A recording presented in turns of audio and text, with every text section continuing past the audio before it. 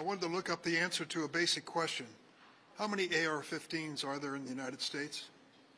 I can't figure out the number. One estimate was 11 million.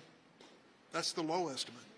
Then I heard two others, 15 million and 20 million, all credible. We're living in a nation where perhaps we have 20 million of these military assault rifles in the hands of individuals. And we have learned, sadly, what happens when they get in the wrong hands, and too often they do. But gun violence comes in many forms, and the laws that we need to pass to end it will take many forms as well. Count me in to end assault weapons. Count me in for real background checks. Count me in for a real penalty for straw purchasing. The list goes on. Put an end to ghost guns. Put me on that list. But the gun violence that I represent in the city of Chicago is a different gun violence. And I spent my break this last week trying to get inside of this and understand it better.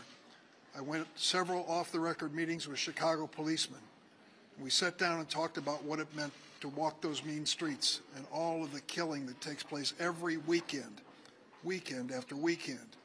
And then I went into the violence intervention and sat down with young people from the neighborhood, closed the door and said, tell me what I need to know about gun violence in your life. And they opened up and educated the senator on what gun violence means to them. So I'm on board for the basics. I've been on board co-sponsoring these bills, but I want to add to the list trauma counseling. Give these kids a chance. Some of them come from struggling families. They have no support.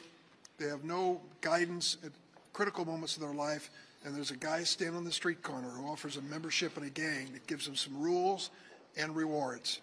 We've got to replace it with trauma counseling. So if there's a conversation going on with Chris Murphy, I bless him for what he's doing, include in it an attack on gun violence in the cities too.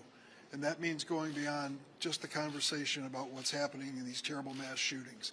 That's part of bringing peace to America's streets. Senator Murray.